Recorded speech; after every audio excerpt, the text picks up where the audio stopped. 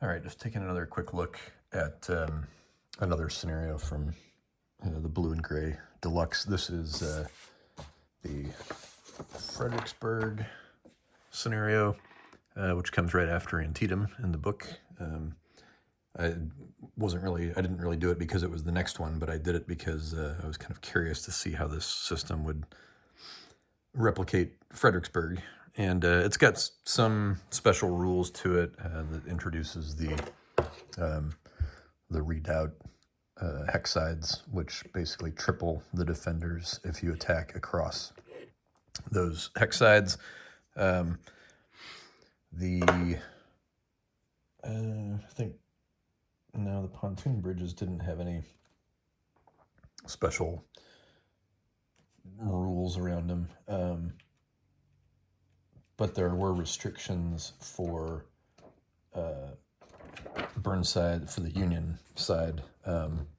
So as a way to prevent the Union from just moving the entire army and trying to overwhelm the Confederate positions, or just to start running all their army off of the edge of the map, which is, so exiting the map is one way you can get victory points in this, and one of the exit hexes down here for both Union and Confederate units is down here.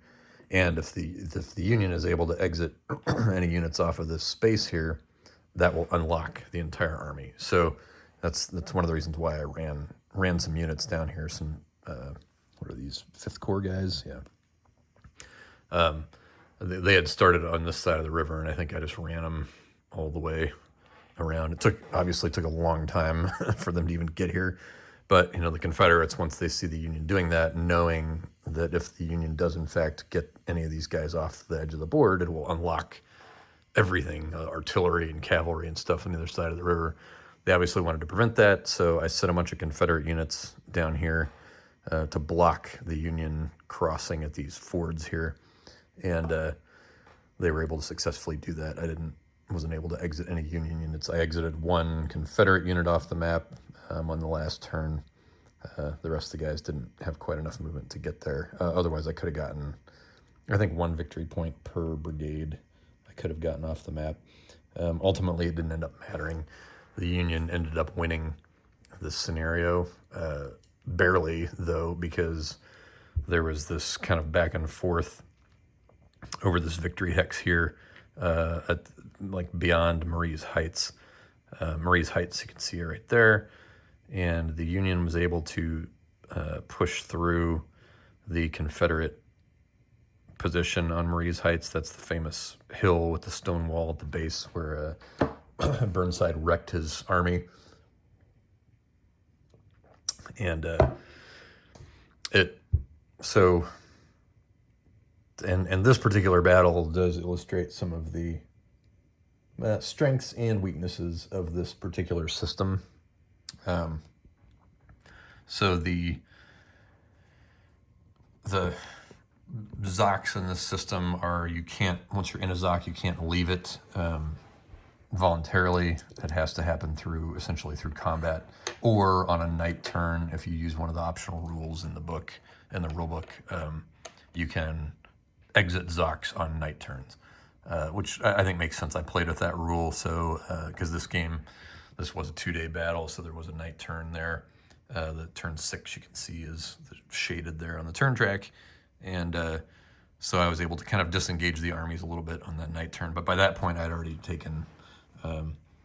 captured this space, which the Union needs to take. Was one of the spaces that the Union potentially needs to take on the first day in order to continue to the second day. The idea being that if the Union doesn't make enough progress on the first day, then Burnside will call off the attack. So they had, I think this hex here was one of the ones that the Union needed to get potentially. I think this hex here was the other. This was the victory point hex, which is near Telegraph Hill. And then this space here at the top of Marie's Heights. One of those 3 hexes they need to have taken, and they need to have not lost 3 times as many casualties as the Confederates in order to continue to the second day. Because I was able to crack the Marie's Heights line on the first day, that continued to the second day, and the Union kept up the offensive. So how do you crack Marie's Heights at Fredericksburg? It was basically an unassailable, or not unassailable, because certainly the Union assailed it, but it was a unconquerable, untakeable position, frankly, by the Confederates. It was a perfect artillery plateau. They had put all their guns up here. They had not even that many, maybe a brigade or 2 brigades down here along the stone wall. And the Union could not, you can see these creeks here, essentially canals. That's what it was the Fredericksburg Canal. But units can't move across this. They have to move across at a bridge. So, the Union units in the town, and there's a special clarification in the rules here that says this is considered impassable.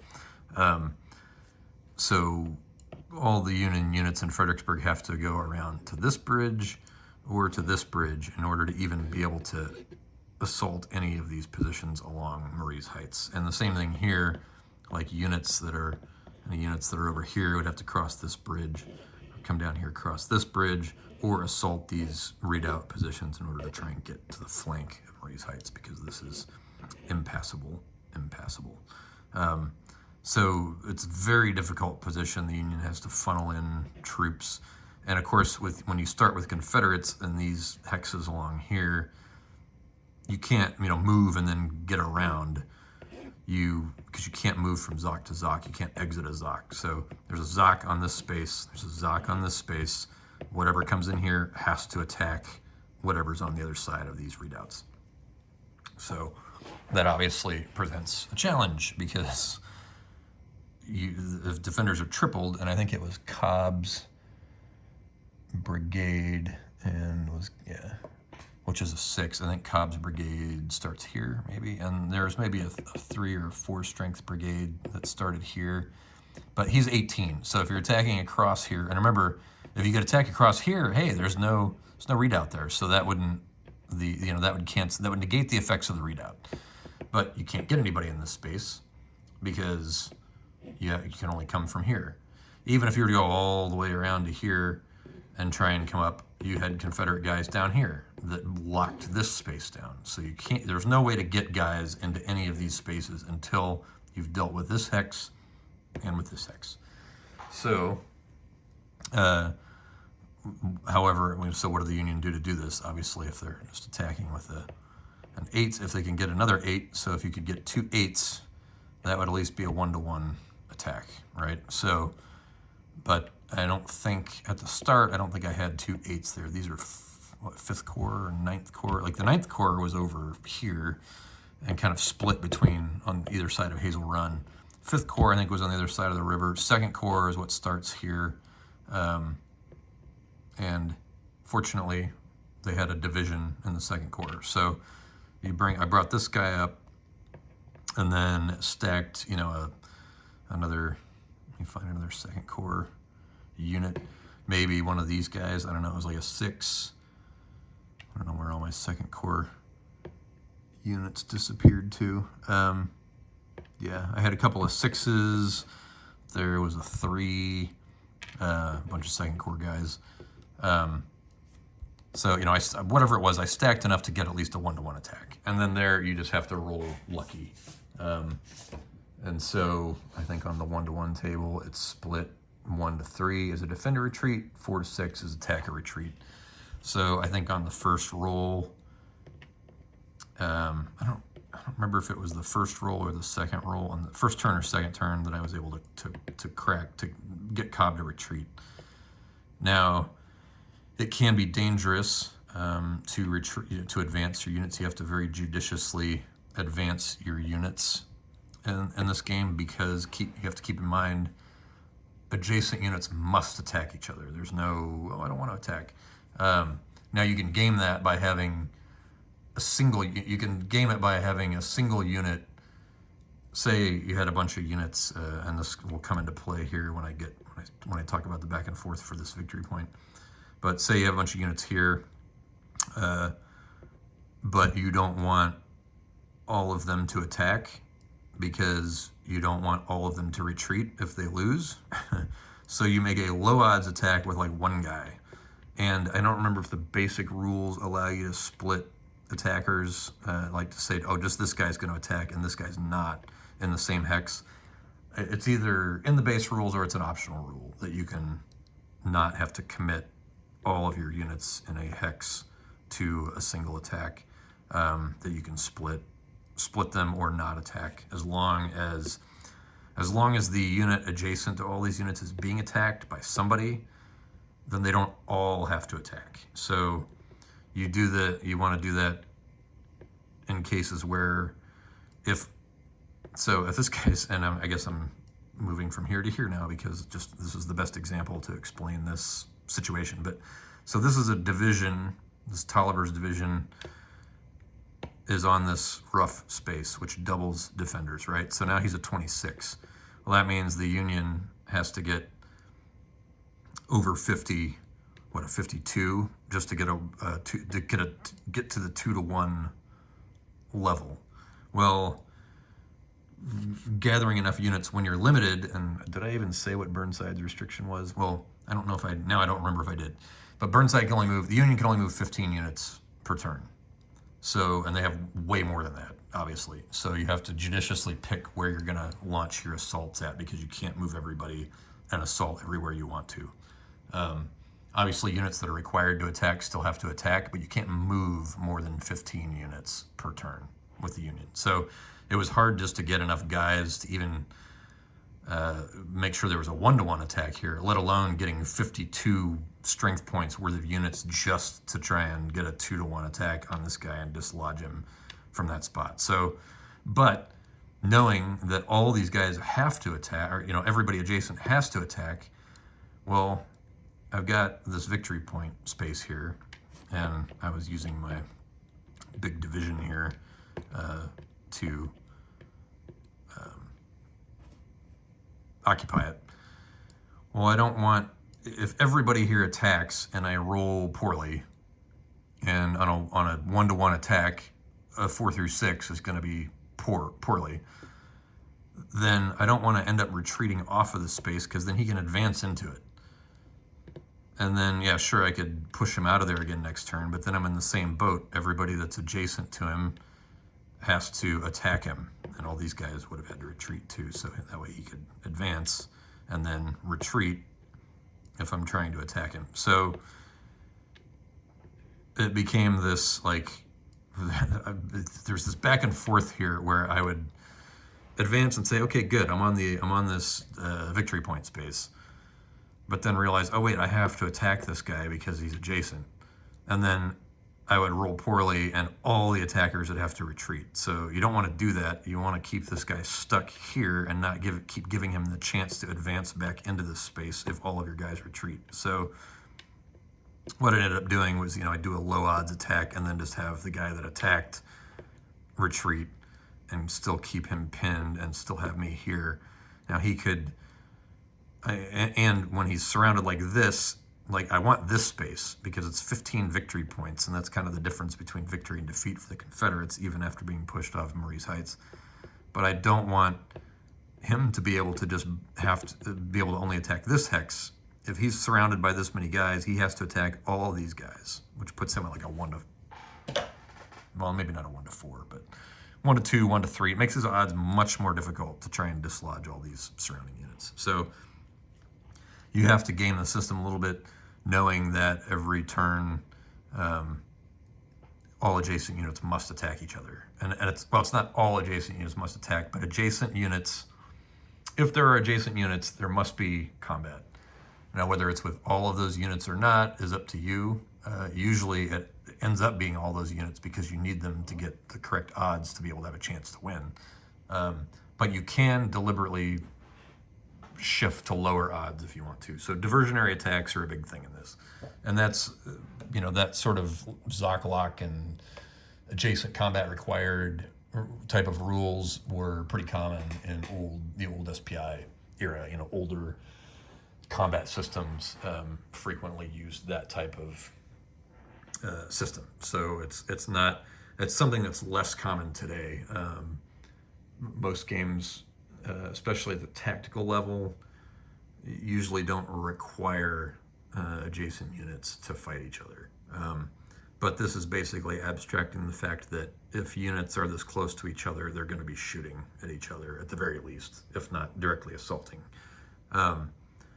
So with Marie's Heights, the Confederates, because there were so few hexes here that were actually occupied, the Confederates were in the same position where once I move this big beefy unit here, if I am able to get in here, then I advance, and now suddenly the Confederates that are having to attack him, that are adjacent, because this is all lined with Confederates.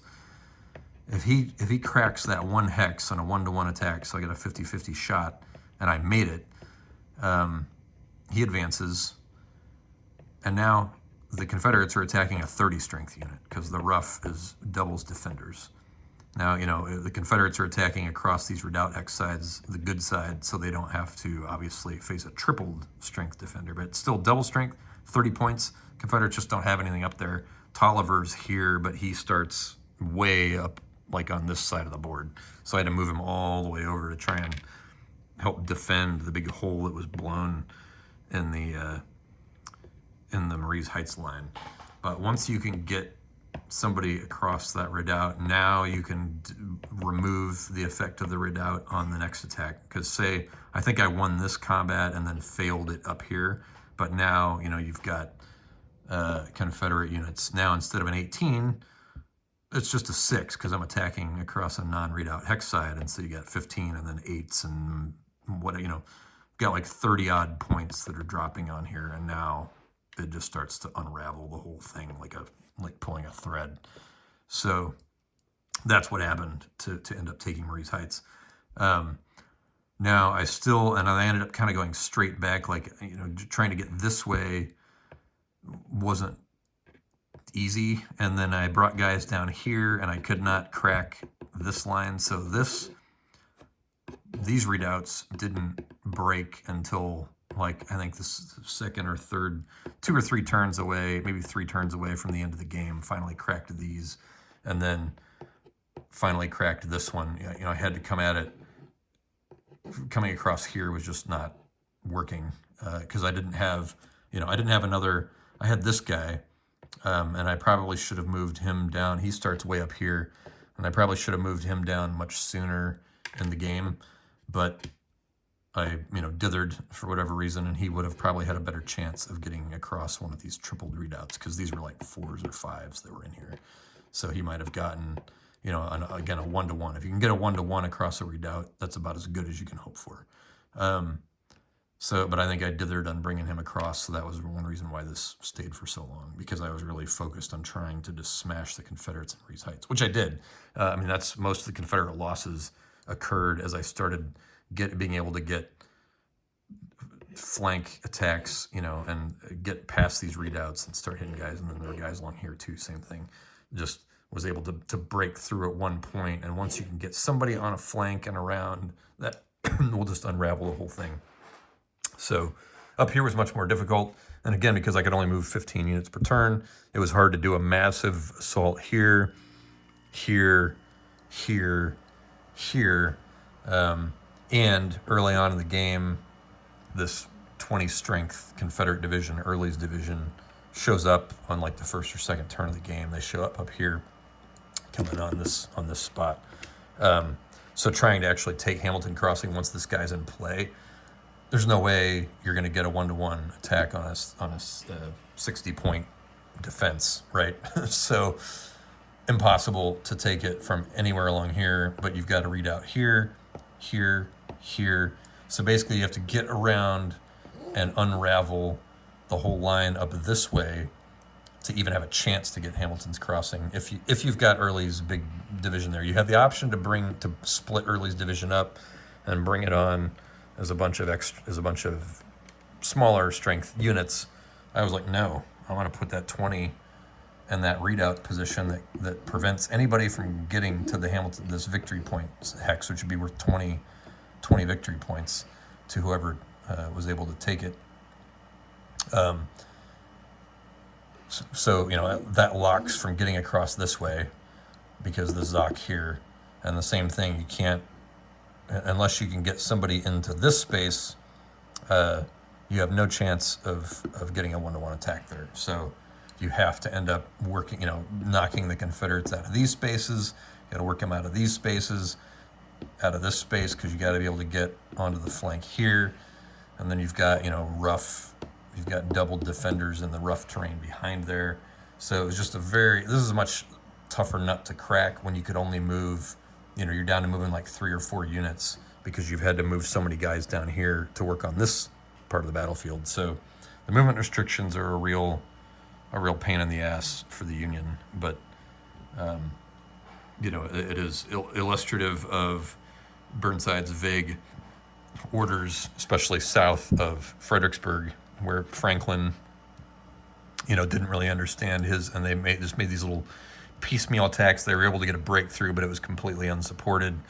And Franklin said, well, the orders didn't say anything about us being the main assault, and that was Burnside's entire strategy for this, was the main assault to be down here, and for the Marie's Heights attack to be a diversionary attack to try and draw Confederate units off of the weaker position down here. And the Union commanders down here didn't do anything. They just sat around and sent like one division in to attack and then didn't support it with anything. So it was just a complete hash of a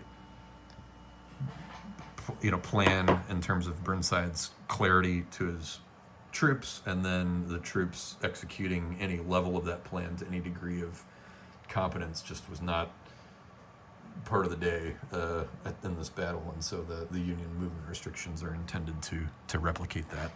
So, but the Union, they've built a game here that the Union at least has a chance to win. Historically, historically I don't see any way the Union could have taken the Marie's Heights position. So it's not particularly realistic that you can get just a lucky roll on the first turn or the second turn and crack the line, because once you do crack the line, especially if you've got this, if you're doing it with this 15 unit, and that's basically what this 15 unit is designed to do. They start right here. They are the unit that is intended to give the Union the opportunity to crack the Marie's Heights line.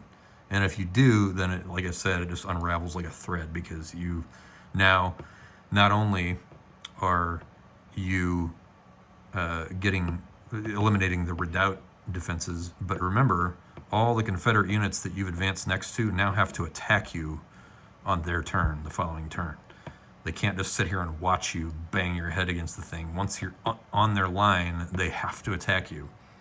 And so this unit, a 30 strength unit that's defending, remember all these rough hexes are doubled. So he's a 30, and now you've got, 4s and stuff, like just fairly weak Confederate units on the line, but you're attacking a 9 to 30, so you're not even 1-to-1 on the counterattack, but somebody has to do it. But if you do what I did down here and just do a diversionary attack with one guy so that everybody doesn't have to do it, now you're at such bad odds that you have a much better chance of this guy simply being eliminated rather than retreating. And the Confederates just losing units here is even worse than them retreating. So you end up attacking with everybody, but then they have to retreat, and your line's cracked either way, and it just all collapses like a house of cards. So it's, I don't know, I enjoy this.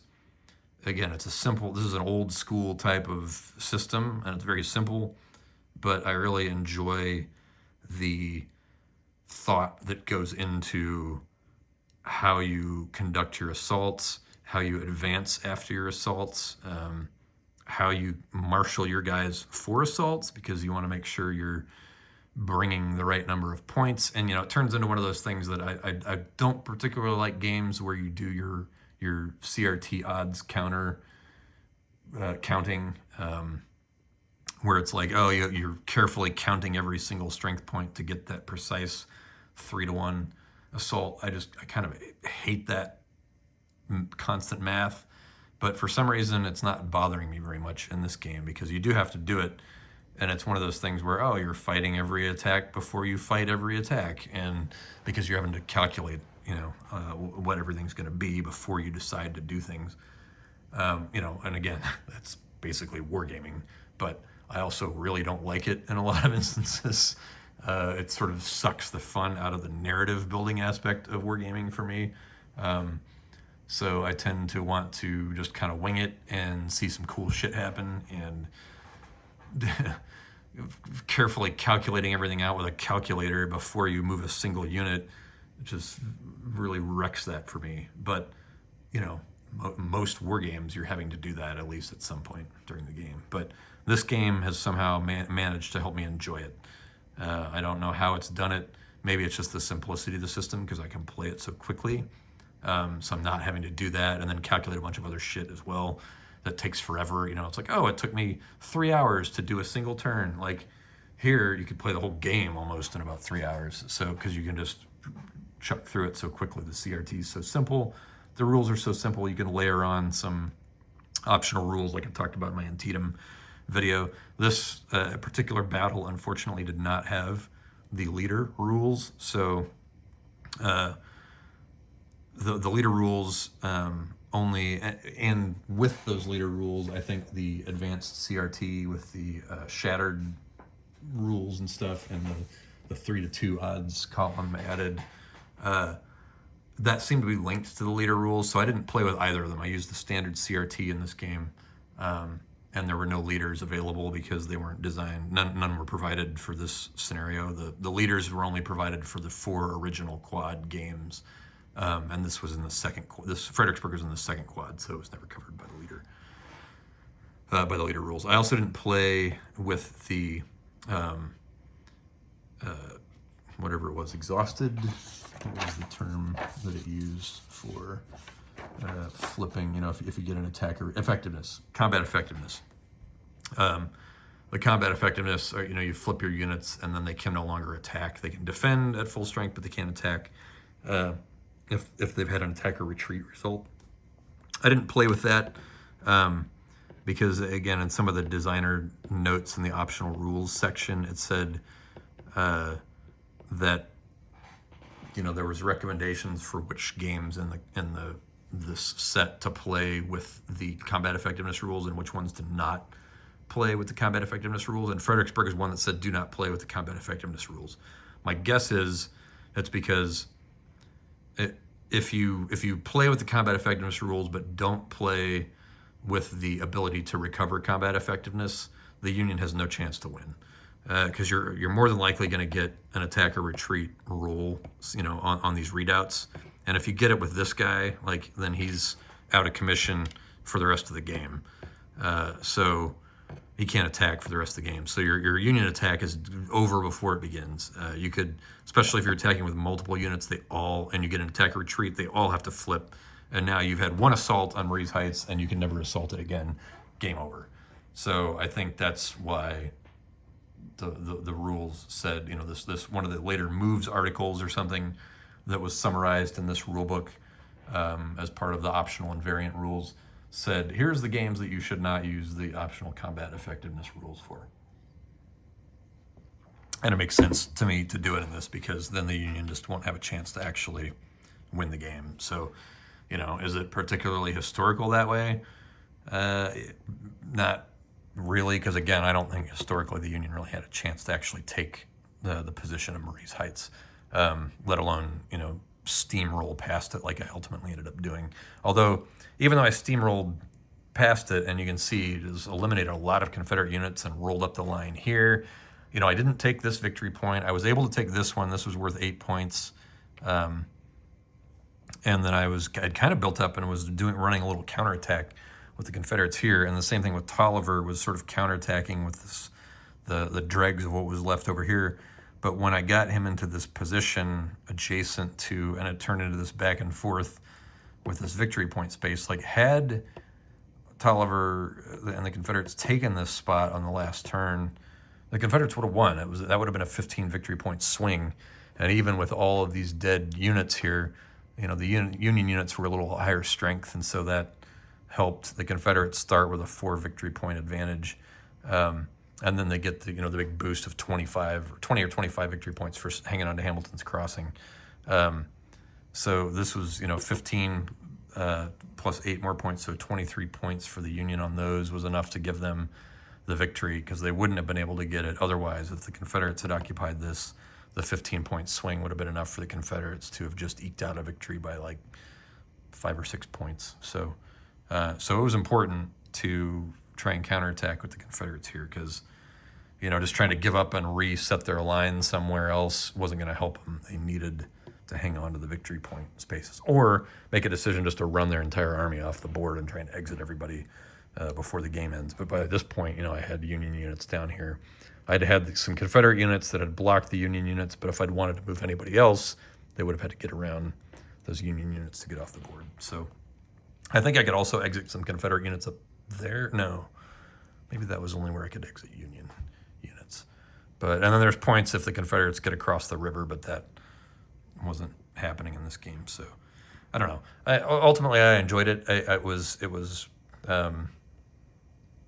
like weird Fredericksburg, not historical Fredericksburg. There was a little more for the Union to actually do and achieve, but the restrictions and stuff still made it very difficult. And again, it really came down to the Union just being able to manage to hang on to this victory space. It was basically just these two divisions duking it out back and forth together, because at your 1-to-1 odds, or at best 2-to-1 odds, there's no eliminations. It's just everybody's just either advancing or retreating. I think on the 1-to-1 table and the 2-to-1 table, there is no eliminate results. So the only way you can eliminate somebody on those tables is if you've zocked them in where they can't retreat. Then they just get eliminated if they can't retreat, because you can't retreat into a zock. So if you get them surrounded enough, and I couldn't because I had just enough units, and again, I didn't have enough Union units to surround here, and everybody was too far away at this point, and I was still trying to run an attack, an offensive up here. So I just didn't have enough Union units at this point in the game to be able to surround and zock lock people into eliminations.